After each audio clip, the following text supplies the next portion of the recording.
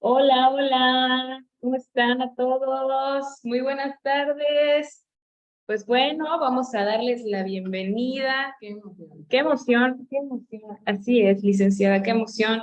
Y bueno, ¿cómo están todos el día de hoy? Como siempre me presento para quienes no me conocen. Yo soy Cintia Hernández, coordinadora de comunicación de la ANPR México y me acompaña. Y yo soy Victoria Martín, directora de contenido y educación de la NPR México. Y como mencionamos, qué emoción que estamos aquí reunidos para nuestro primer webinar del mes de los parques. Así es. Y bueno, en nombre de todo nuestro equipo, queremos darles las gracias por acompañarnos hoy. Y bueno, para empezar este feliz mes de los parques, hay que empezar con noticias extremadamente buenas. Y bueno, antes de eso, por favor, escríbanos, queremos saludarlos, desde dónde nos están viendo, qué organización, qué país, qué parque, porque siempre nos encanta ver de qué partes estamos pues conectados, ¿verdad? En toda Latinoamérica. Y bueno, mientras se animan a escribir, yo les quiero dar una noticia. Estamos a 40 días del Congreso Mundial de Parques Urbanos. Qué nervios. Sí, ya lo sentimos aquí. Sí, aquí ya lo tenemos, pero bueno, como ya sabrán, se realizará en Monterrey, Nuevo León, aquí en México, del 14 al 18 de noviembre. Si desean saber más, por favor, escríbanos en el chat. Igual les vamos a poner la liga para que entren directamente a la página. Y por el festejo del mes de los parques, estamos ofreciendo un descuento especial. Descuentazo, no se lo pueden perder. Así es un descuentazo. Hay un precio especial de $29.99 por el boleto del Congreso Mundial de Parques. Las primeras 50 personas que se registren en el link que vamos a dejar van a poder recibir este descuentazo. El precio original es de $247. Así que no lo duden, regístrense, activen el código, que es lo más importante, para que puedan pues gozar de esta promoción tan grande. Y solo para recordarles un poquito de lo que nos espera en este gran evento, tenemos mucho contenido, muchas sorpresas, tenemos eventos sociales, tenemos más de 40 sesiones educativas, 7 conferencias magistrales y tenemos a más de 40 países que se han unido a este Congreso Mundial de Parques Urbanos. Así es, así que seguiremos celebrando el mes de los parques, los espacios públicos, la recreación y todo con este congreso. Así que por favor, anímense a participar en cualquiera de estas dos actividades. Y bueno, estamos muy inspirados aquí y pues la verdad es que además de felices, estamos agradecidos por ver a toda la comunidad que se ha sumado a esta celebración. Empezamos en el 2018 y hoy estamos festejando la 5ª edición. Nos conmueve, nos motiva y sobre todo nos impulsa a seguir generando acciones de cambio para nuestro sector. El mes de los parques es un proyecto que abraza no solamente a la asociación, sino también al esfuerzo de todos los que luchan por el espacio público. No es un trabajo fácil, pero cada vez son más voces y manos las que se unen. Empezamos esta celebración desde casa y hoy en día se han reunido más de 60 organizaciones de casi 15 países latinos. Como han visto en toda nuestra comunicación y en todo lo que hemos promovido de este evento, realmente hemos logrado que toda América Latina se una. Así que vamos a seguir impulsando nuestras ciudades a través de los parques, porque cada opción definitivamente suma. Al final, el parque tiene diferentes temáticas que debemos seguir promoviendo en pro de nuestras ciudades, de nuestras comunidades y de todas las personas que son parte de ellas. El mes de los parques significa muchas cosas, pero sobre todo significa inclusión, unión, aprendizaje, resiliencia, orgullo y defensa. Así que una vez más, muchas gracias por sumarte en esta nueva edición del mes de los parques. Muchas gracias. Y bueno, Victoria, wow, ya vi los comentarios. Muchos comentarios por acá, de Colima, Monterrey, de Mérida. Saludos a los vecinos. Desde España nos ven hoy. De Alberto Ipas, de Toluca, Culiacán, Guadalajara. Wow, son muchísimos. San Salvador, Cuscatlán. presente como siempre, Guanajuato, y bueno, muchísimas gracias Perú también por estar aquí. Por favor, Victoria, ayúdanos a dar entrada a nuestra invitada de honor. Bueno, pues hoy siempre decimos esto en todos los webinars, pero de verdad es que cada uno de los ponentes que nos acompañan en estas intervenciones nos hacen sentir muy orgullosos del trabajo que ellos y ellas realizan, de lo que estamos haciendo aquí detrás de cámaras de la asociación, y siempre les somos muy agradecidos de toda esta colaboración. Pero pues hoy no es la diferencia, así que hoy este webinar abre con broche de oro el mes de los parques. Tenemos una persona que ha recientemente empezado a colaborar con la asociación, estamos muy emocionados. Y Ana es una persona que cayó del cielo, entonces les voy a hablar un poco de ella para que ya pueda iniciar su contenido, que sin duda les va a pues, revolucionar toda la mente, y estoy segura que van a poder sacar muy buenas ideas de este webinar. Ana Traverso es una socióloga y urbanista nacida en Santa Cruz, Bolivia. Desde el 2017 trabaja en el Parque Highline en Nueva York como gerente senior del Highline Network.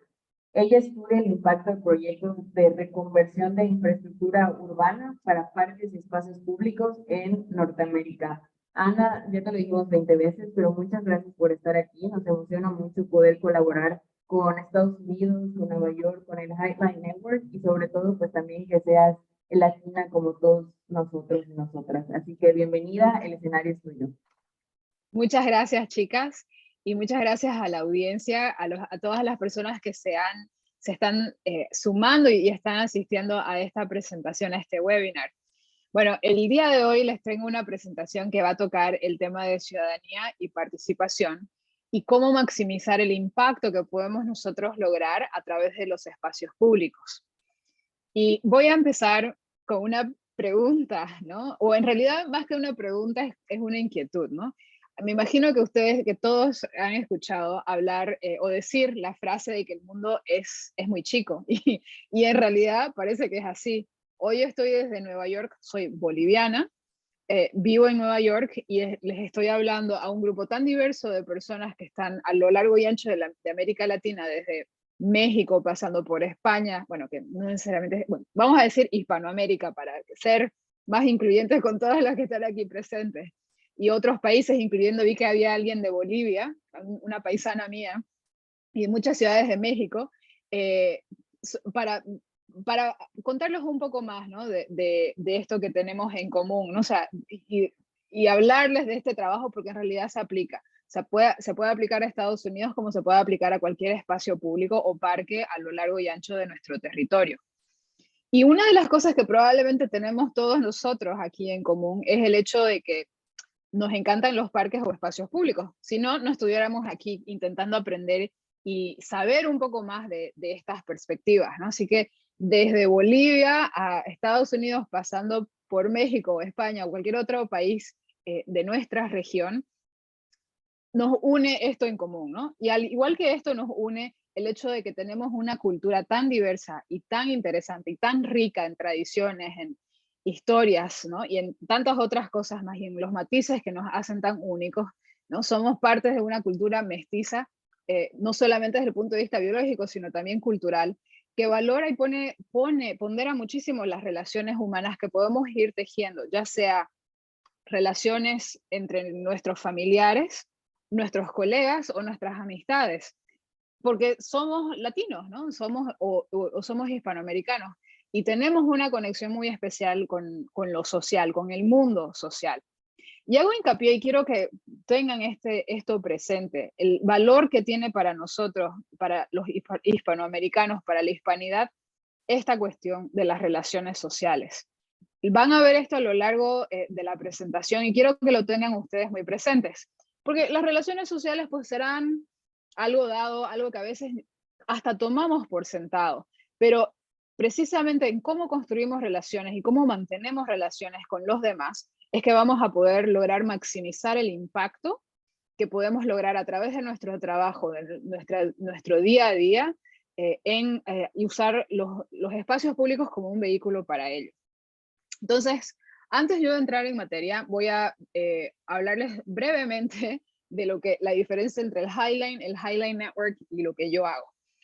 El Highline Network en realidad es un programa del Highline, que es este parque en Nueva York, que también es conocido como el Parque en el Cielo, ¿no? Un parque que está a 3 pisos de altura, que viene regeneró unas vías oxidadas y obsoletas de tren que estaban a esta altura, ¿no? En el 3er piso, y la convirtió en un espacio público.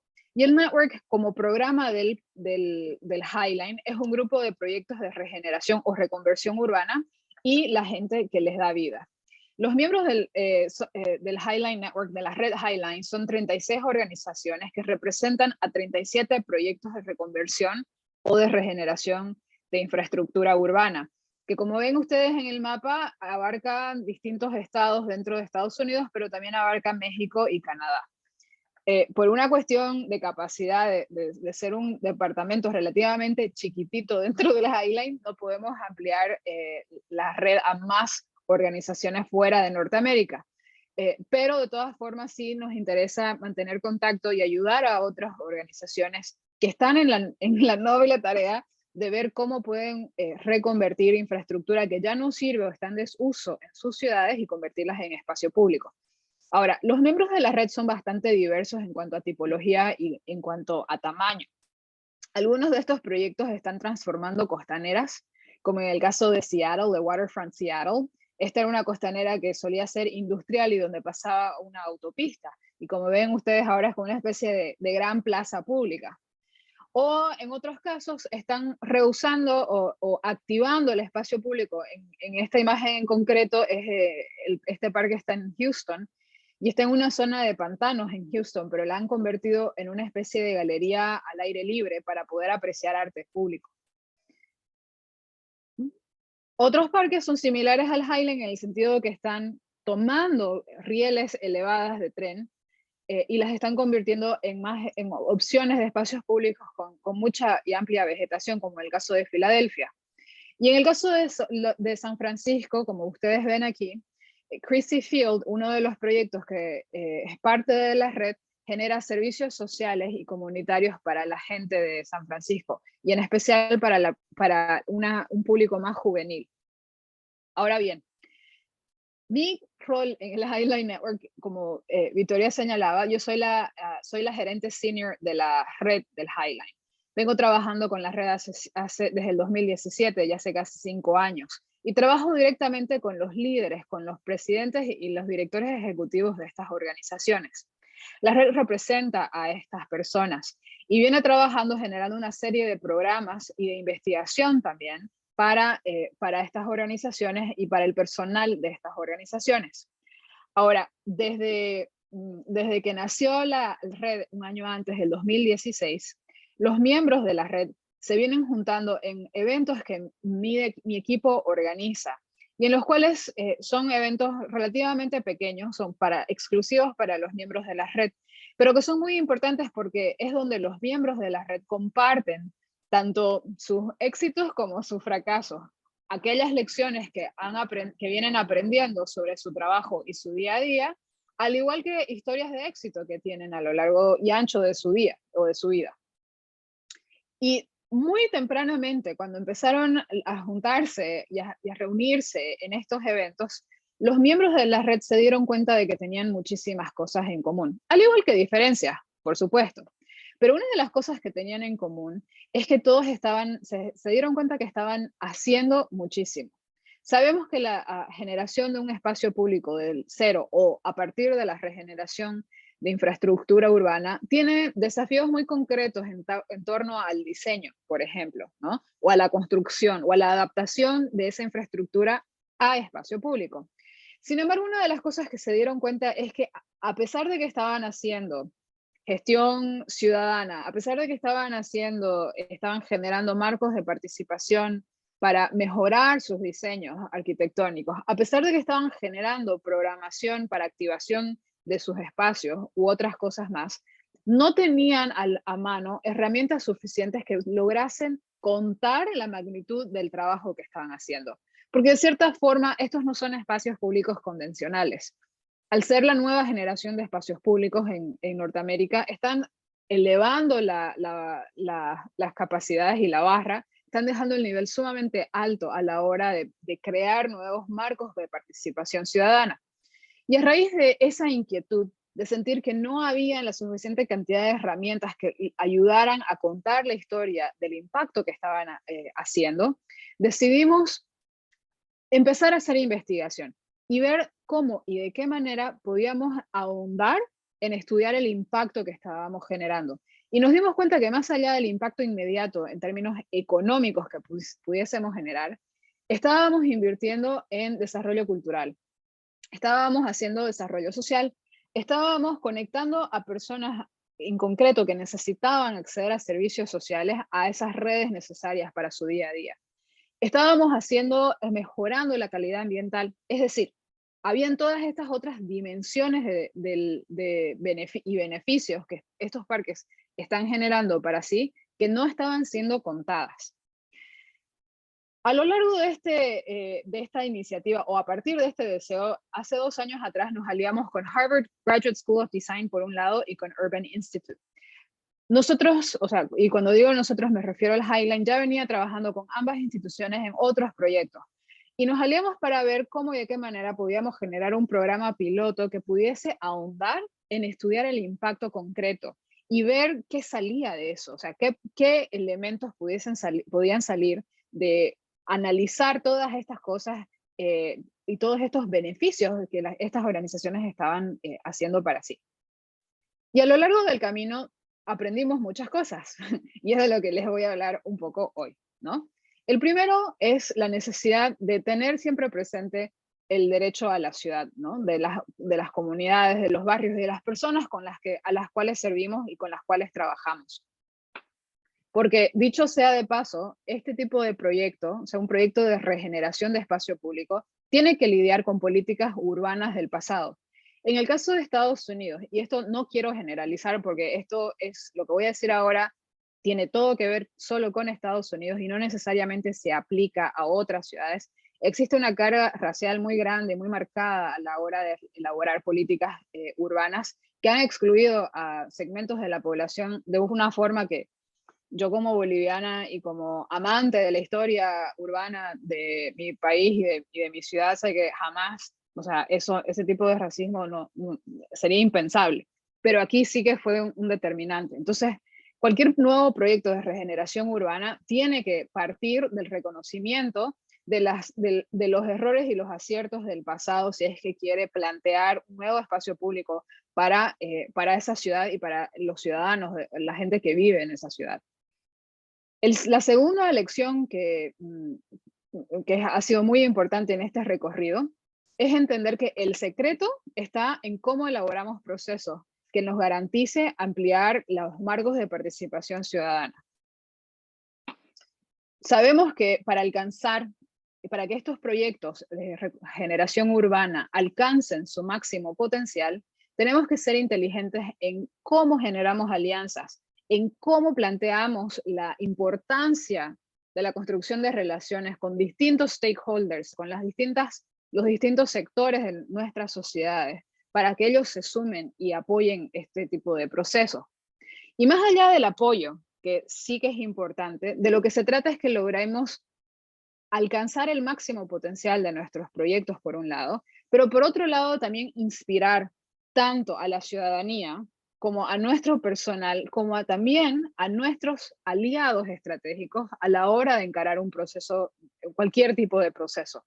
Porque la realidad es que estos proyectos son de tal grado de envergadura que es imposible que una organización sola sea capaz de apalancar todos los mecanismos necesarios para lograr llegar a ese máximo, a ese umbral de potencial. Entonces tenemos que generar procesos que sean lo suficientemente transparentes e inclusivos para que todos se sumen. Ahora bien, una de las cosas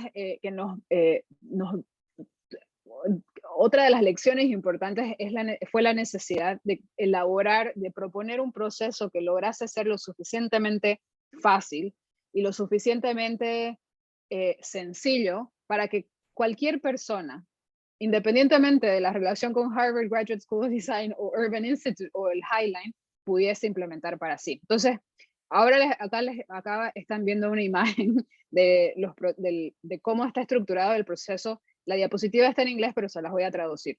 El primer paso se tiene que empezar por examinar la historia y conectarnos con la historia. El segundo paso, centrarnos en equidad. Y el tema de equidad, yo sé que ahora está muy de moda hablar de equidad, y la gente lanza equidad aquí, equidad allá, por lo menos aquí en Estados Unidos, y mucha gente en realidad no entiende lo que es equidad. Y el problema por el cual es un concepto tan abstracto y difícil de entender es que tiene todo que ver con el contexto y tiene todo que ver con el ambiente específico y la historia específica de ese lugar. Por lo tanto, no podemos generar un marco equitativo si no tenemos primero conciencia o noción de cuáles son los elementos históricos básicos e importantes del lugar. El tercer paso se refiere a prepararnos internamente. Con esto me refiero a preparar a la organización que va a liderar este tipo de procesos o que está gestionando un espacio público para asegurarse que no todo quede en un castillo de naipes de buenas intenciones, sino que se pueda efectivizar. El cuarto paso se refiere a la construcción de alianzas estratégicas y cómo ser inteligentes a la hora de construir alianzas estratégicas para que podamos avanzar lo más posible.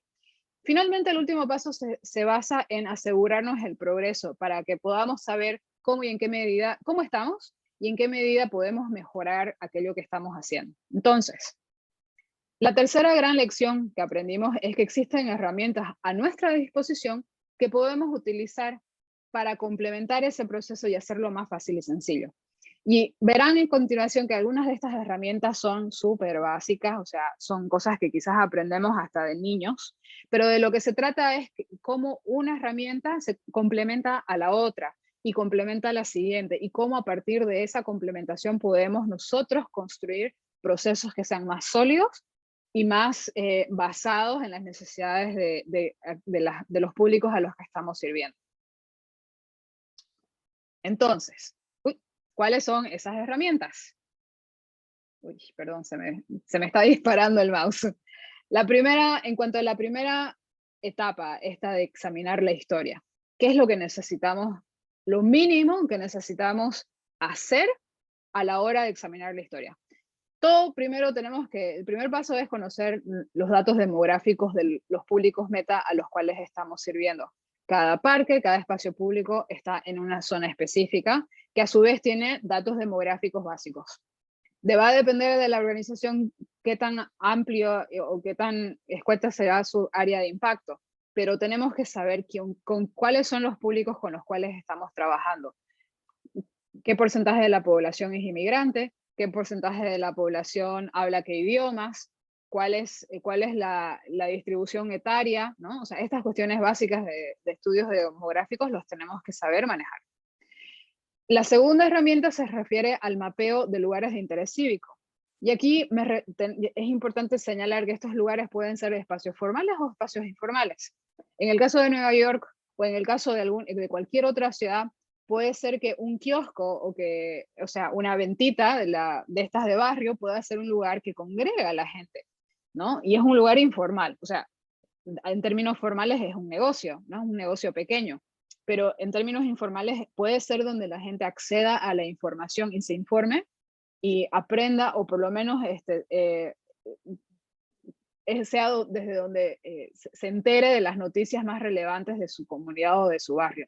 Entonces tenemos que aprender a mapear y a saber cuáles son y dónde están, porque eso nos va a posibilitar entender dónde es que la gente va, dónde es que la gente se congrega, ¿no? Y por qué. La tercera herramienta se refiere a construir una línea de tiempo para entender y lograr generar una conciencia de cuáles han sido los momentos históricos más importantes para ese lugar. No todas dos ciudades no son enteramente iguales, entonces tenemos que ser conscientes de que existen momentos importantes en la historia, ya sea de un barrio o de una zona urbana o de una ciudad entera, que sea importante y que la gente valore como momentos definitorios a la hora de construir su identidad. Entonces tenemos que saber cuáles son esos momentos. Y finalmente tenemos que aprender a conectar todos estos puntos, entendiendo que estos tres elementos nos van a lograr a ayudar a construir una identificación general del problema que pueda afectar a esa zona. La segunda etapa se refiere a centrarnos en conceptos de equidad.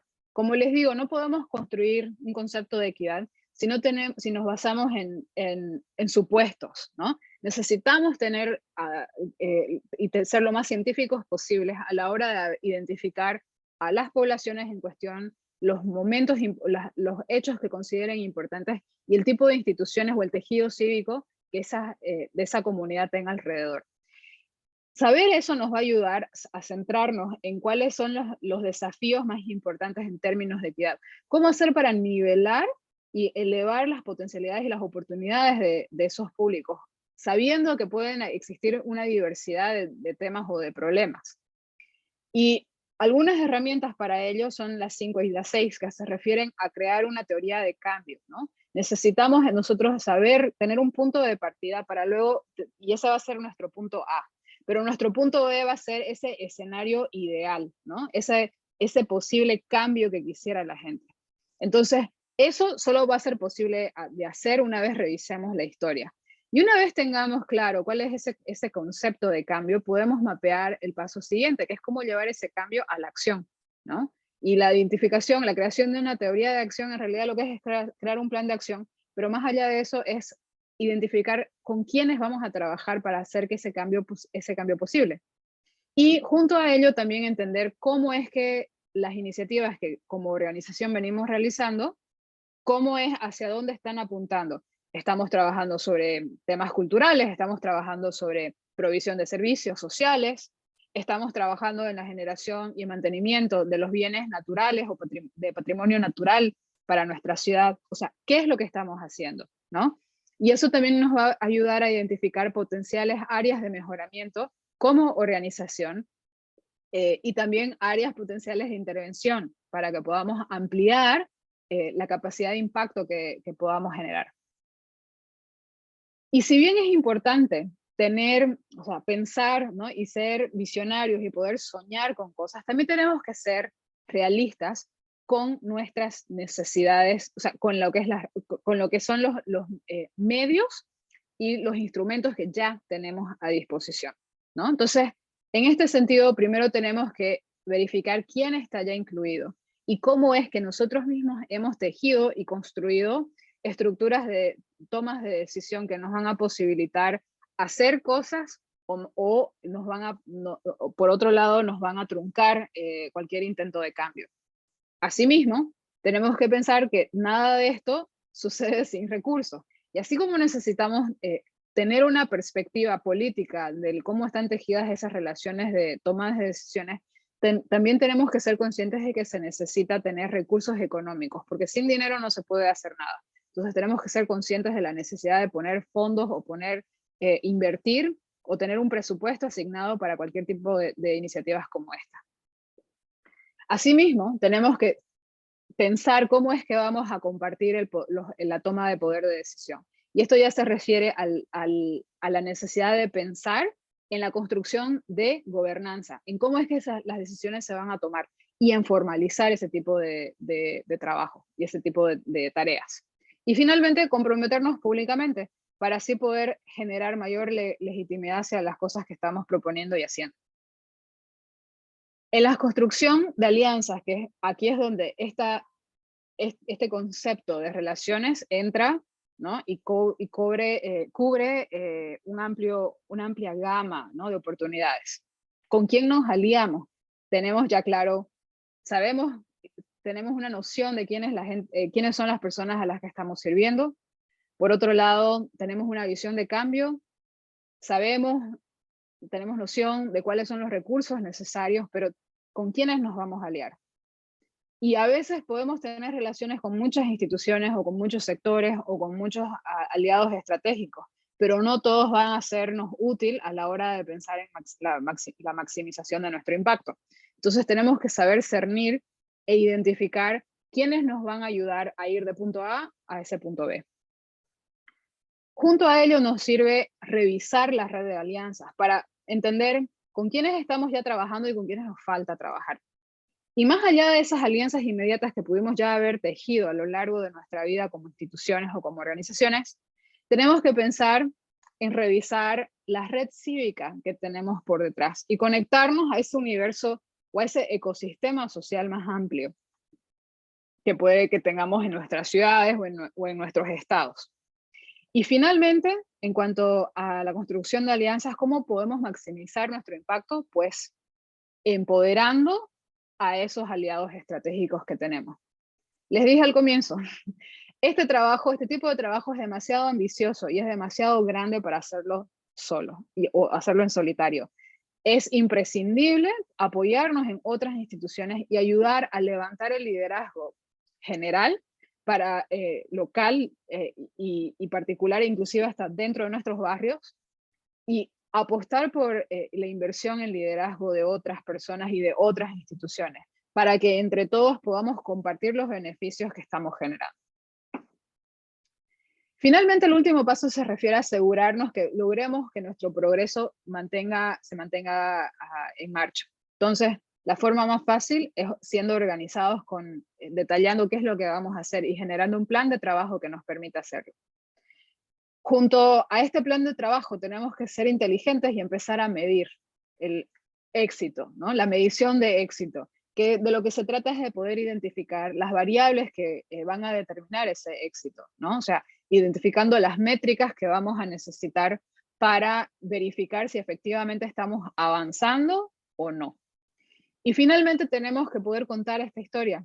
¿Cuántas veces hemos visto o nos ha sucedido que estamos tan absorbidos por el trabajo y por ese día a día y por asegurarnos que estamos ejecutando programación, que estamos haciendo que todo avance, y nos olvidamos de tomar un paso, de respirar y de contar esa historia, contar cuáles fueron qué aprendimos, ¿no? Contar cuáles han sido los éxitos, o sea, contar la historia, contar quiénes se sumaron al proceso, cómo humanizamos este proceso que puede ser algo tan abstracto y tan difícil de explicar, ¿no? Y tan difícil de visualizar, cómo logramos explicarlo de una manera en que la población en general entienda. Y ya estoy casi por terminar, pero solo quiero mencionar unas cuantas cosas más, ¿no? La maximización del impacto que podemos nosotros generar sobre espacio público está muy basado en elevar las voces de aquellos que quizás no necesariamente han estado presentes en los relatos de nuestras ciudades o inclusive de ciertas zonas a las cuales estamos sirviendo. Por lo tanto, es muy importante contar esas historias que a veces suelen estar ocultas, ¿no? Y que se pierden entre la muchedumbre. Esto nos puede permitir enmendar errores que se hayan cometido en el pasado de nuestras propias ciudades y en la toma de decisiones que hicieron A o hicieron B en relación al diseño de nuestras ciudades y de nuestras infraestructuras. Y esto es muy importante porque y la única forma de hacerlo es generando transparencia, apertura e inclusión, ¿no? De aquellas personas que han estado excluidas, que no han participado por cualquier motivo, y hacerlos que se sumen, o sea, o por lo menos invitarlos a que se sumen y que confíen en nosotros como organizaciones que están llevando adelante proyectos de esta naturaleza.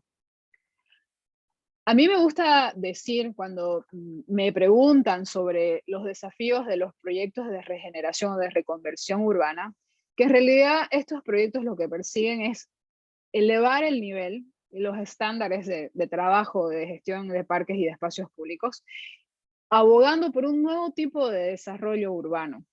Un tipo de desarrollo que promueva valores equitativos, que promueva la participación y el codiseño entre organización y ciudadanía, y que realmente eleve las condiciones de vida de aquellas personas a las que estamos sirviendo. Así que sin más, los invito a que entren a la página web que hemos diseñado para esta caja de herramientas. Está en inglés, ¿no? Pero sí que los invito a que la exploren. Podrán encontrar muchos más recursos que se refieren a cada una de estas herramientas que he cubierto hoy, al igual que estudios de casos que estamos desarrollando, que hablan y que narran precisamente la experiencia de organizaciones similares que pueden ser los miembros de la red, pero también estamos abiertos a que organizaciones de todas partes del mundo que estén interesadas en el uso de estas herramientas nos cuenten su experiencia y poder ayudar a que a través de este portal se pueda elevar las voces y la experiencia de personas como ustedes que están liderando o que están trabajando en estas organizaciones y de este campo de trabajo en general, ¿no? Así que sin más, con eso terminó mi presentación. Muchas gracias por su atención.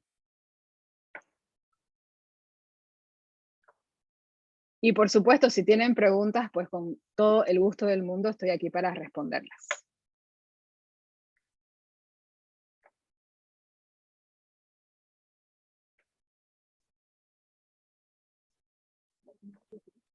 Ana, muchísimas gracias por tu presentación.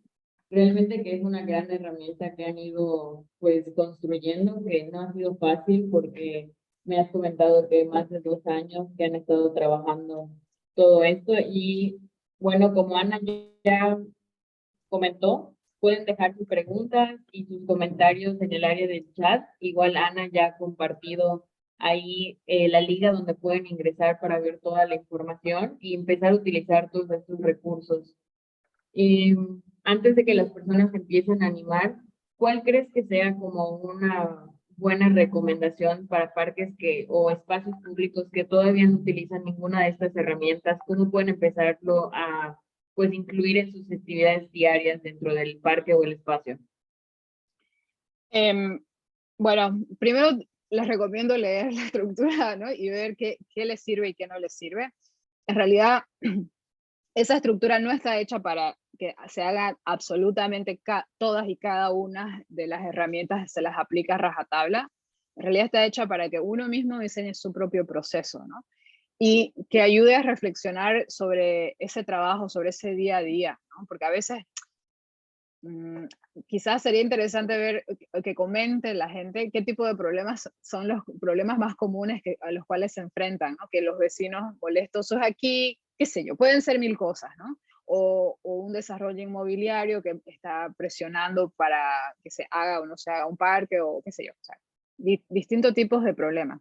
Entonces, en realidad lo que se trata esa caja de herramientas es de poner a disposición de los usuarios y los gestores de parques y espacios públicos una perspectiva diferente y que logren aplicar lo que mejor les convenga, ¿no? O sea, no está hecha para hacer así una Biblia que si no se lee la una y después se va la otra y después se va la otra, no funciona, sino más bien es muy, el enfoque es muy particular, ¿no? Y nos interesa que se promuevan procesos de inclusión y de participación que respondan a las necesidades específicas de cada lugar. Y sabemos que dos ciudades no son iguales, ¿no? O sea, cada ciudad y cada comunidad o cada barrio va a tener particularidades que las hacen muy diferentes a la ciudad de al lado, ¿no? Entonces, es precisamente con el intento de respetar esa diversidad y esas distintas prioridades que puedan existir que diseñamos esto. Y tú que eres la experta detrás de todo esto y la mente maestra, conociendo un poquito acerca del contexto de América Latina, ¿cuáles crees que, siguiendo esta idea que acabas de decir, las ciudades no son iguales y justo estas herramientas están hechas para que las personas puedan agarrar las que necesitan y las que se pueda pues contextualizar, ¿no? A su espacio. Pero conociendo un poco América Latina y pues de lo que sufrimos y de lo que gozamos, ¿cuáles crees que son las herramientas por las que se podría empezar o que pueden ser como las miras hacia el futuro de las claves principales que deberíamos tomar en cuenta? Yo creo que quizás el desafío está en identificar cuáles son las necesidades específicas, ¿no? Por lo tanto, entre la etapa 1 y 2 va a ser más complicado, ¿no? O sea, aplicarlas y entender cuáles son, cómo llegamos, porque la principal diferencia que hay entre Estados Unidos y Sudamérica es que no voy a decir que el racismo no existe en América Latina, por supuesto que existe, pero no al grado que existe en Estados Unidos. Entonces, eso hace que tengamos sociedades muy diferentes, con necesidades muy diferentes, y probablemente Sé que en México, por ejemplo, uno de los temas más importantes sobre equidad se refiere al género, ¿no? Y a la violencia hacia la mujer. Entonces, la programación, por ejemplo, que muchos parques y organizaciones deberían estar pensando es precisamente en cómo hacer para elevar esas necesidades o atacar esas necesidades para nivelar, ¿no? Las razones por las cuales no se puede o acceder o disfrutar de espacios públicos entre hombres y mujeres de forma más pareja, ¿no? Entonces, quizás eso signifique generar más espacios para mujeres, digamos, ¿no? O más protección, más iluminación, ¿no? De lo que quizás otros espacios u otros parques que en Estados Unidos, ¿no? Donde hay o sea, esos problemas no son tan relevantes, ¿no? O sea, pensar en cómo, lo interesante de esta perspectiva de la caja de herramientas es pensar cómo podemos adaptar, ¿no? Adaptarnos a lo que nuestras bases, a la gente, lo que la gente nos está pidiendo y cuáles son sus necesidades. Ahora, sé que en México está mucho más desarrollado que otros lugares, otros países de América Latina en lo que se refiere a marcos de gestión participativa. Yo conozco muy bien el caso boliviano y puedo atestiguar y decir que es inexistente, ¿no? O sea, la gestión participativa no existe y el sector público le tiene muchísimo miedo a estos procesos porque hay tanta carencia de participación y de inclusión real que el momento que cualquier gobierno abra la puerta, ¿no? e intente generar cualquier acercamiento, lo primero que van a recibir es es como una bocanada de desconfianza, de escepticismo, pero eso es natural, es parte del proceso, ¿no? Entonces, claro, el problema es que eso genera un círculo vicioso porque después el sector público no quiere, le da miedo hacer este tipo de cosas, o sea, no es consciente de que es necesario construir una relación que en ese caso no es que se construya desde cero, se construye desde el negativo, ¿no? Entonces hay que ir del negativo al cero para después ya ir hacia un campo positivo. Esa situación sí quizás otros países no es tan exacerbada, ¿no? Esa experiencia. En algunos países, en especial en países más democráticos, donde el peso del desarrollo democrático, institucional democrático sea mayor, ya hayan superado ese tipo de barreras, ¿no? Ese tipo de limitaciones. Pero es importante considerarlas a la hora o sea, entender que no hay dos ciudades iguales, así como no hay dos parques iguales, así como que la programación de dos parques podrá tener cosas en común, pero también tiene que apuntar a ser únicas, ¿no? Y diferentes y construidas en función de las necesidades reales de esa gente, ¿no? Entonces, podremos tener inmigración en todas las ciudades, podemos tener diversidad étnica, racial, de género en cada ciudad, pero cómo se va a manifestar es distinto. Entonces, lo que tenemos que hacer es adaptarnos y leer, ¿no? Y aprender a estar cómodos en esa diversidad. Claro, y como tú mencionabas, es un círculo vicioso. Muchas veces la comunidad tiene esa desconfianza, cuando el gobierno se acerca, pues no tiene la respuesta deseada y dan un paso atrás hacia incluir, ¿no? A la ciudadanía en sus proyectos y en sus espacios.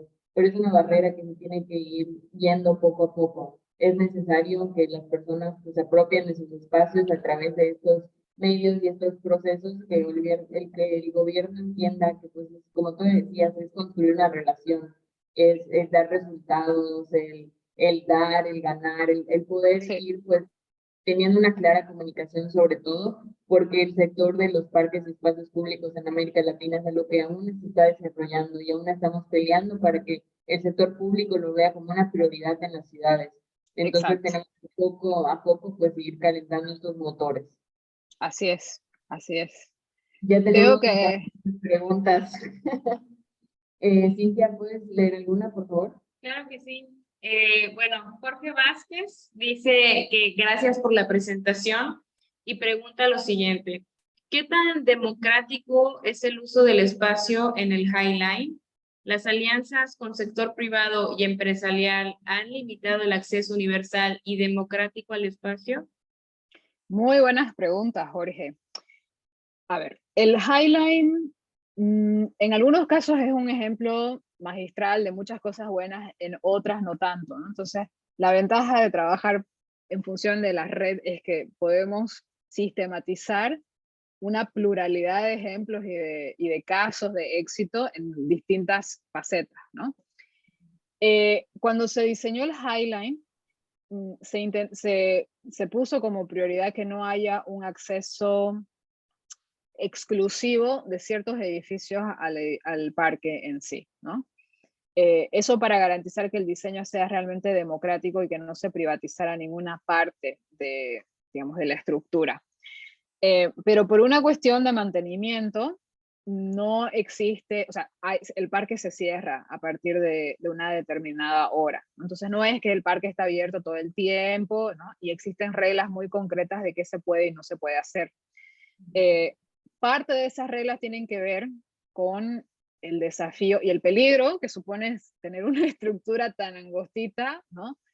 Sobre rieles elevadas de tren. Entonces, por ejemplo, no se permite el uso de bicicletas, ¿no? Porque si alguien se cae de una bicicleta y se cae, se puede matar, ¿no? O sea, está a 3 pisos de altura, y entonces hay que manejar ese tipo de reglas, ¿no? Entonces, desde ese punto de vista, posiblemente para algunos pues no sea necesariamente el espacio más democrático habido y por haber, pero en realidad todos los parques tienen reglas que hay que quien las usa tiene que seguir, ¿no? Ahora, en relación con las alianzas con el sector público y empresarial, o perdón, privado y empresarial, las relaciones con el sector privado, en realidad no es que hayan limitado el acceso, ¿no?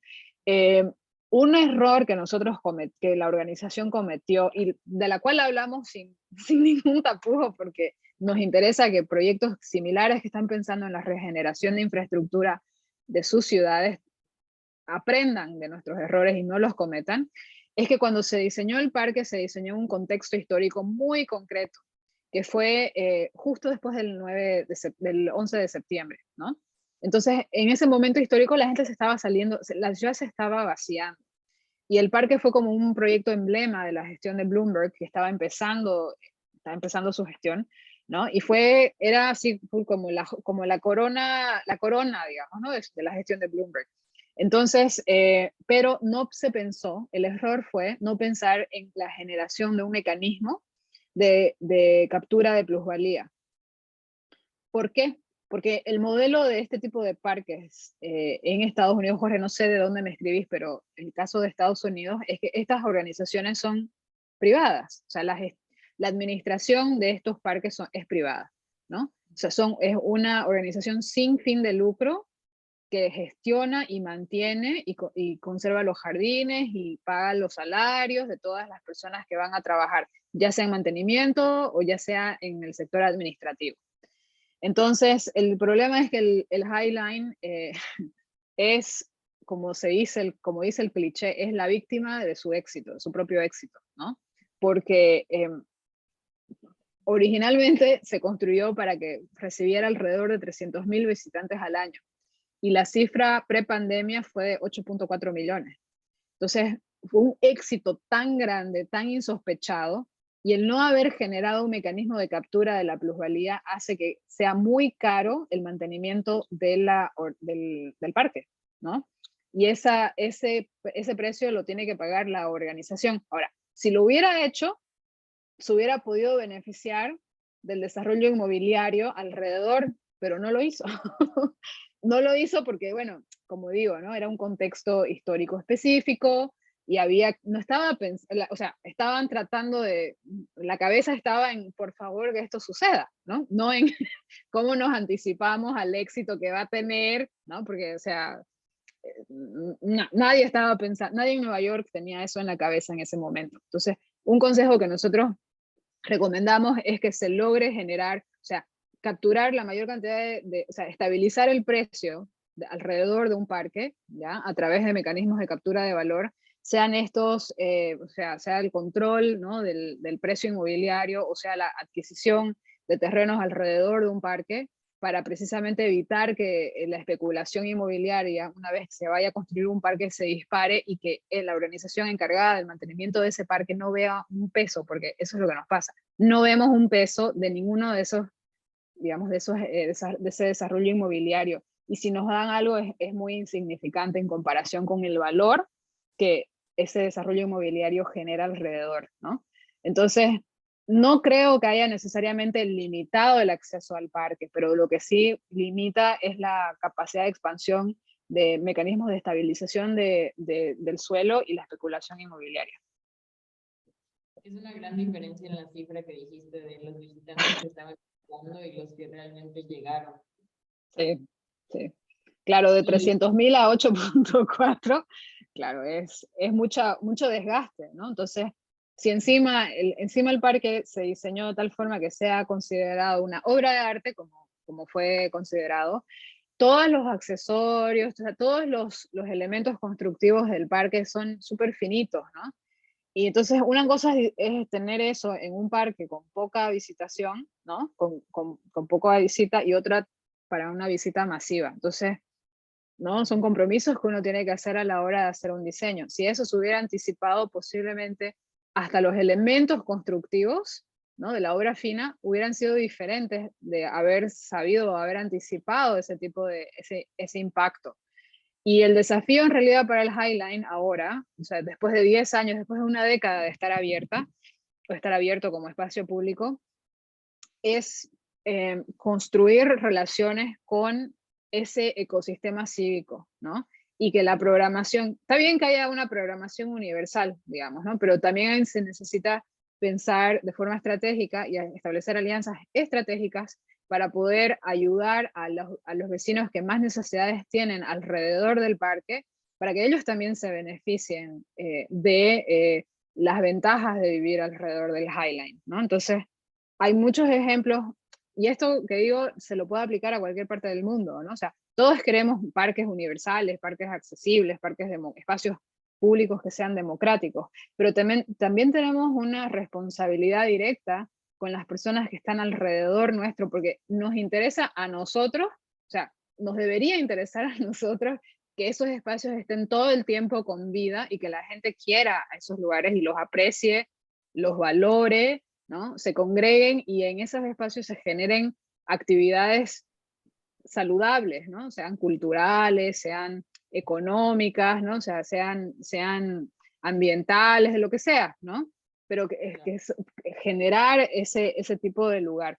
Y eso solo podemos hacerlo si estamos tejiendo esas relaciones con las escuelas a nuestro alrededor, con los hospitales a nuestro alrededor, con iglesias de cualquiera, no, sea el culto, ¿no? A nuestro alrededor, en fin, con cualquier tipo de sectores, ¿no? O sea, con distintos tipos con las madres de familia, ¿no? Con las niñeras que vienen por ahí, qué sé yo, ¿no? Y que puede que trabajen en esa zona. En fin, o sea, esos públicos van siempre a variar y a ser distintos, pero nos conviene a nosotros y les conviene también a ellos, ¿no? O sea, que nosotros podamos generar esas condiciones para que ellos puedan sentirse bienvenidos.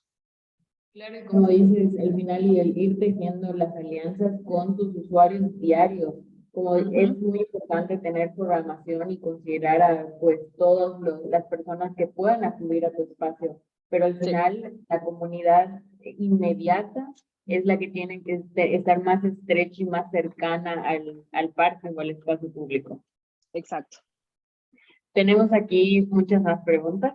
La siguiente es de Miguel Calderón. Te agradece por la claridad de tu exposición y quiere saber si pudieses distinguir elementos comunes entre todos los proyectos que conoces de la red. ¿Qué miembro de la comunidad es quien convoca al cambio del espacio público? ¿El gobierno, la sociedad organizada, los medios, la academia o una mezcla de estos personajes? Manda saludos desde Parques Alegres en Culiacán, Sinaloa. Bueno, para este tipo de organizaciones es la sociedad civil organizada, ¿no? Que decide crear un tipo de organización como esta, pero de nuevo, el modelo va a variar de ciudad en ciudad, ¿no? Y sí o sí se necesita trabajar de la mano entre el sector público y privado, o sea, o entre la sociedad civil organizada y el sector público. ¿Por qué? Se preguntarán, porque estos proyectos son demasiado ambiciosos y demasiado costosos para que solo sean apalancados por el sector privado. Y de el ideal es que haya una sinergia entre todos, ¿no? Para que se logre una gestión sana, ¿no? De estos lugares. Entonces, por eso es muy importante hacer énfasis en la gobernanza. ¿Quiénes son partes del directorio? Porque al fin y al cabo son instituciones privadas, ¿no? Y al ser privadas necesitan tener un directorio. Y aquí en Estados Unidos, no sé en México, pero acá en Estados Unidos las ONGs o las organizaciones sin fines de lucro es obligación, ¿no? Mostrar sus balances a fin de año, ¿no? De quiénes, de los recursos que logran generar. Entonces, en realidad son modelos sumamente interesantes porque el caso del Highline fueron dos vecinos que se oponían a que la estructura se fuera a demoler, ¿no? O sea, Giuliani tenía la presión del sector inmobiliario para que la estructura fuera demolida, y ellos se conocieron en una reunión del barrio, donde por ley se tenía que discutir ese tipo digamos, de ideas, y dijeron, no, paren, alto, no la demolamos porque hay un valor muy importante en esta estructura, es un espacio bellísimo, ¿no? Entonces, hagamos algo para evitar que eso suceda. Entonces, y decidieron organizarse y hacerlo. Entonces, a lo largo de ese camino, pues, encontraron aliados importantes. Sin embargo, si no hubiesen encontrado aliados clave en el sector público, ese proyecto nunca hubiera sucedido, ¿no? Y eso también es importante que lo sepamos, porque no se puede ser ingenuo, digamos, ¿no? O sea, no hay que ser ingenuo. O sea, sí o sí se necesita de la colaboración de ambos sectores para que logren funcionar. Y al igual que y aquí cuando digo a ambos sectores me refiero al sector público y privado, pero también al sector filantrópico, ¿no? Porque la filantropía en Estados Unidos genera millones, ¿no? Entonces también es bueno e importante considerar cómo y en qué medida las personas que más tienen y que están interesadas en devolverle a la sociedad lo puedan hacer, ¿no? Y así generar relaciones más armónicas. Yo no creo que sea el Estado el único que deba solucionar o participar en este tipo de cosas, y darle voz y darle espacio a empresas u organizaciones cuya misión sea social o sin fin de lucro nos puede hacer muy bien como sociedad. Claro, justo lo que mencionas, y tiene que haber una mezcla de todos estos ingredientes. No hay que ser realistas y necesitamos estos actores clave en todos los sectores para que el proyecto pueda pues moverse de manera más rápida. No que sea imposible, seguro hay proyectos ahí y hay espacios y parques Claro. que hayan sido intervenidos únicamente con un sector en específico, ya sea con los vecinos que se organizaron o con el privado o el público, pero sin duda pues necesitamos darnos cuenta que es más fácil poder echar a andar un proyecto cuando tenemos adentro las manos de muchas personas involucradas. Así es. A ver, aquí hay otra pregunta que, pues, subir un poco. Aquí. De Carlos, ¿qué es lo mejor para conocer la historia cuando no se tienen fuentes primarias o personas que la cuenten acerca del contexto de una comunidad, de un parque o un espacio? Interesante pregunta. Existen muchas fuentes, uno puede recurrir, si no, a ver, historias orales es muy común que sí, creo que sería raro que no exista alguien que pueda contar o que sepa, ¿no? Que explique, que nos narre cómo era la vida en un barrio, por ejemplo, ¿no? Pero en caso de que no hubiera, que puede suceder, podemos ver un poquito más allá, ¿no? Entonces por ahí periódicos, ¿no? Nos pueden contar la historia de un lugar o de una zona o de un barrio o de una ciudad, ¿no? Entonces las fuentes hemerográficas pueden ser, uno puede tranquilamente también ir a una universidad donde, qué sé yo, hayan académicos que trabajen temas de historia urbana, ¿no? Acudir a las voces más antiguas, siempre hay un viejito o una viejita que puede contar historias, ¿no? Entonces también recurrir a eso, o recurrir a publicaciones que ya existan sobre ese tema, ¿no? O sea, puede suceder que no exista, pero probablemente en ese caso, si fuese así, yo buscaría en periódicos, ¿no? Como una fuente importante. También uno puede hablar con personas que hayan liderado organizaciones o instituciones e ir construyendo un relato histórico a partir de su experiencia, ¿no? Quizás eso, qué sé yo, por lo menos podamos construir una historia de 25 o 50 años, ¿no? Debido a eso. Pero bueno, también podemos preguntarle a ese tipo de personas con quiénes más podemos hablar para que nos den pistas, ¿no? Como un detective que está tras las pistas, ¿no? ¿A quién más podemos hablar que nos cuente o que nos transmita información, ese tipo de información que estamos buscando?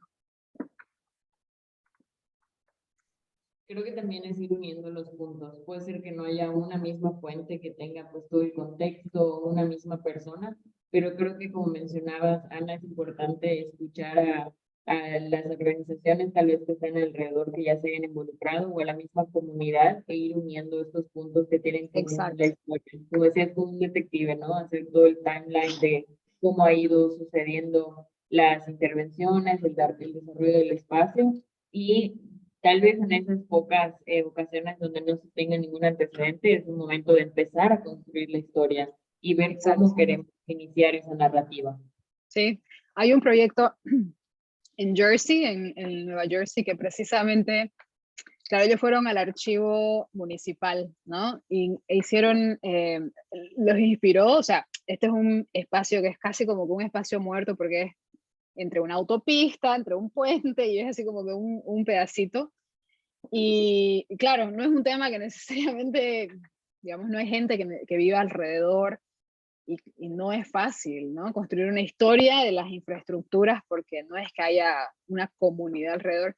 Entonces lo que hicieron fue ir a la biblioteca municipal y recabar fotos, imágenes históricas de la construcción de esos procesos, de esos proyectos, esos grandes proyectos de infraestructura. Y en función de eso, ir, ¿no? Construyendo esas capas de historia, ¿no? A partir de imágenes históricas, ¿no? Entonces, eso también puede ser una forma de darle, no necesariamente escribir sobre la historia, pero por lo menos ir recopilando imágenes que hayan marcado, ¿no? a ese espacio. Qué difícil es nuestro trabajo en Latinoamérica. Todo, ¿no? Tienes que pensar en el presente y lo que está sucediendo, tienes que ver las miras hacia el futuro, a dónde queremos estar, pero también el contexto que es muy importante para ser respetuoso, para ser inclusivo y sobre todo para aprender del pasado, ¿no? Así es, así es. A ver, tenemos tiempo, bueno, ya nos pasamos del tiempo, pero vamos a contestar una pregunta más. A ver, este está bastante interesante. Es desde Leticia, desde aquí de Mérida, México, una vecina. En un contexto donde la pirámide de edades se está invirtiendo y que se considera que en el 2050 ya estará totalmente invertida, predominando la gente mayor de 45 años de edad, ¿cómo podemos hacer para diseñar esos espacios públicos que en un futuro cercano van a ser de utilidad? De ahí la importancia de lo que Ana comentaba de los nuevos espacios no convencionales. Qué buena pregunta. Bueno, sabiendo que esa es la perspectiva, tenemos que comenzar, y creo que había una pregunta que me parece que se las puede relacionar, ¿no? Sobre cómo maximizar el impacto. El primer paso es escuchando, o sea, la clave de este tipo de procesos, yo sé que esto suena así como que, ay, qué obvia esta respuesta, por favor, pero, pero les puedo garantizar que es la capacidad de escuchar a la gente no es algo común y corriente, ¿no? Entonces, el saber escuchar es muy importante, desarrollar la capacidad de escuchar las necesidades de la gente, ¿no? Ahora, eso, como decía, ¿no? A veces nos toca trabajar en contextos donde no estamos empezando de cero, estamos empezando en negativo, ¿no? Entonces tenemos que ser conscientes de eso y que de lo que se trata es de poder construir una relación a largo plazo. Entonces, en relación a esta pregunta sobre qué hacer, cómo planificar o diseñar un tipo de espacio donde esa comunidad va a ser, ya es mayor, ¿no? Y aquí a nada de tiempo va a ser predominantemente mayor. tenemos que generar, o sea, tenemos que ser capaces de, primero escuchar, ver de aprender qué quisieran ellos hacer. Entonces, por ejemplo, en el Highline, sí se ha hecho, a pesar de nuestros errores, que son muchos, una de las cosas que sí estamos haciendo muy bien, estamos generando programación para un público mayor, porque hay ciertos edificios alrededor del Highline que son edificios, son viviendas en cooperativa, pero donde la mayoría de los usuarios ya es un público de la tercera edad, ¿no? Entonces, a través de mucho diálogo, a través de la construcción de relaciones con ellos, ¿no? O sea, aprendiendo qué es lo que ellos quieren, cómo se beneficiarían ellos del parque, nos dicen, queremos clases de Tai Chi, ¿no? Porque es un tipo de actividad física hecha a medida de ellos, ¿no? Entonces estamos ahora haciendo eventos de Tai Chi. Eso es un ejemplo, ¿no? Ahora, ¿qué otro tipo de actividades complementarias se pueden hacer en función de eso? ¿Y qué tipo de, digamos, quizás ya para esto es muy tarde, pero qué tipo de reformas o de nuevo diseño urbano podemos generar en función de eso? Y les voy a dar, por ejemplo, el caso de Detroit. En la ciudad de Detroit estaban por diseñar unas ciclovías, ¿ya? Y esta era una zona donde, bueno, esta zona en Detroit, la población afroamericana es muy predominante. Y más allá de la predominancia racial, ¿no? De población de color o afroamericana, resulta que los grupos sociales en esa zona, o sea, la composición social mm, está muy basada en la abuelita cuidando al nieto, porque la madre está trabajando, el papá por ahí no ni está en la figura, por ahí sí está, pero los padres trabajan y los niños quedan a cargo de las abuelas, ¿ya? Entonces, sabiendo eso, la organización se tomó muy en serio el trabajar, hablar con esos públicos, o sea, hablar con los niños y hablar con las abuelas. Y saber bien, escucharlos y ver qué opinaban o qué querían ellos, ¿no? O sea, cómo querían usar ese espacio, cómo quisieran usar ese espacio. Entonces, ¿qué dijeron las abuelas? Dijeron, no queremos ciclovías porque las bicicletas pasan muy rápido y no nos da para cruzar y nos atropellan, ¿no? Entonces, o sea, tenían ese reparo, no querían saber de ciclovías, ¿no? Entonces, ¿qué hicieron? Hicieron la forma en la que diseñaron el espacio, o sea, la diseñaron de tal manera que podían amortiguar la velocidad en la cual iban a cruzar las ciclovías. O sea, era un espacio que sí o sí iban a necesitar ciclovías, pero ellos tenían que introducir formas de desacelerar la velocidad en cual pasaran las bicicletas para que las abuelitas no se sientan en peligro, ¿no? Entonces, y lo lograron hacer, ¿no? Entonces lograron, y bueno, y las abuelas felices de la vida, ¿no? Van ahí, comparten, y está diseñado de tal forma que se puedan encontrar con otras abuelas, ¿no? Y los nietos, o sea, y los jardines de los niños, ¿cómo se llama? Los playgrounds, ¿no? Cerca y diseñados de tal forma que todas esas necesidades lograsen estar cubiertas o por lo menos consideradas, ¿no? Y ellos realmente hacen muchísimo esfuerzo en hacer que prevalezca que esas comunidades, que esos públicos metas, para ellos la tienen clarísima. Ellos son el cliente. Entonces, a la hora de diseñar esos espacios, como clientes y como arquitectos, o como por lo menos personas encargadas del diseño arquitectónico, las necesidades del cliente, así como cuando contratamos a un arquitecto que nos diseñe nuestra casa a nuestra medida como nosotros queremos, de esa misma manera tenemos que generar espacios públicos que cumplan y sean capaces de responder a esas necesidades que nuestros clientes nos están exigiendo o que nos están contando, ¿no? Por eso la importancia de escuchar es tan vital, porque tenemos que ser capaces de conectar, de ser empáticos, conectar con ese sentimiento de no haber sido escuchados nunca, por ejemplo, ¿no? Saber que eventualmente, que nos va a costar, que no nos van a confiar de buenas a primeras todos sus sueños y todas sus ideas, pero que con el tiempo sí que lo podemos hacer, ¿no? Y demostrarles también que vamos en serio, ¿no? Que nos interesa incluirlos, ¿no? Y bueno, y en función de eso ir construyendo juntos. Claro, y también tener muy en cuenta la responsabilidad de escuchar. Como mencionabas, normalmente las personas o no están acostumbradas a ser escuchadas o están acostumbradas a ser escuchadas y ser ignoradas. Entonces Sí. también trae una responsabilidad. Obviamente no podemos, pues, completar al 100% las necesidades, los gustos y los requerimientos de todas las Sí, personas, porque es un espacio en donde convergen muchas diferentes tipos de, pues, de necesidades, de usuarios, pero sin duda es muy importante poder buscar esa mezcla perfecta o ese balance sobre todo. sí, Creo que aquí en América Latina pasa muy similar, que los abuelos o las abuelas cuidan a los hijos y a las hijas tienen que ir a los parques y pues tenemos esta infraestructura de juegos infantiles, pero no necesariamente un espacio para que los abuelos y las abuelas puedan estar, ¿no? Entonces exacto, es pensar en todo esto, o los adultos en general, ¿no? Llevas a tu hijo o a tu hija al parque y pues los adultos, ¿qué hacen? Entonces es exacto. importante el poder escuchar, pero también el poder hacer algo con esa información que acabas de recibir para que puedas generar, como decíamos hace rato, el poder ir rompiendo esa desconfianza, ¿no? Y ver que realmente pues tienen un fruto cuando se involucran en el desarrollo de las áreas de sus comunidades. Así es. Y una cosa, lo que estabas diciendo también me hacía pensar de nuevo la importancia del proceso, ¿no? Porque sí, es verdad, no vamos a poder dar, dar una solución a todos y cada una de las personas, pero en la medida en que construimos un proceso que sea transparente, donde comunicamos, ¿no? Y que sucede, a Detroit le pasa todo el tiempo, digamos que hay un requerimiento de X cosa.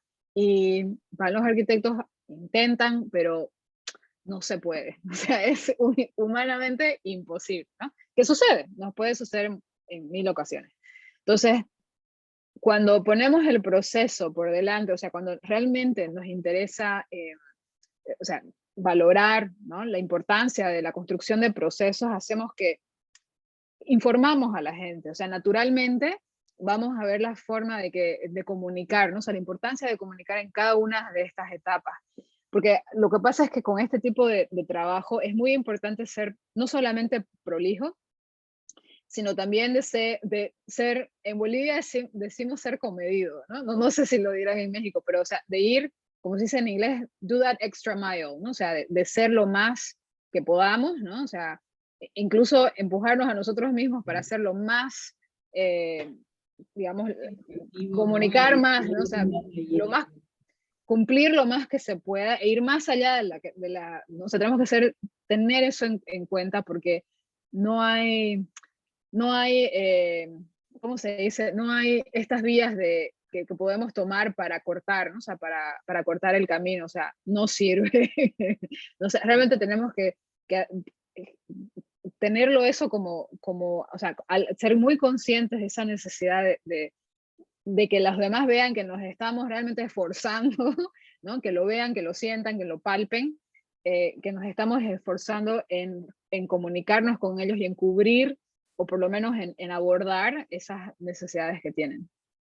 Claro. Bueno, pues ya nos pasamos solo un poquito el tiempo, entonces de verdad que todo lo que nos has mostrado hoy da para un segundo webinar, tal vez un tercero. Pero te agradecemos mucho el espacio, el tiempo, todo el contenido y la experiencia que has compartido y sobre todo estas herramientas tan grandes. Creo que uno de las claves de todo lo que mencionaste y de este gran recurso que compartiste es que puede ser adaptado a cualquier sea el contexto, el espacio y cuál sea pues los antecedentes de la persona, no importa si eres arquitecto, si eres la persona que está en el área administrativa, si eres el diseñador o la persona de programación y recreación. Creo que es Así muy es. importante que todos puedan entrar a la liga que Ana compartió en el chat para que puedan ver realmente qué recursos pueden utilizar, cuáles pueden guardar o compartir con sus colegas.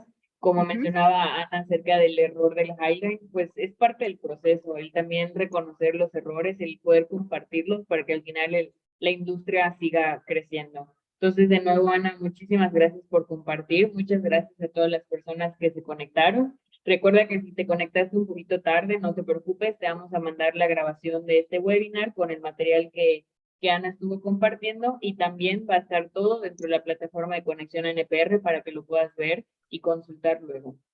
Así Y es. les pongo ahí mi dirección de correo por si me quieren escribir, lo pueden hacer. Gracias, Ana. Gracias, Ana. Y no se olviden de que tenemos esas 50 inscripciones disponibles con $24.99. Y el día le Del- subiste el precio. Sí, ya le subí en la trampa.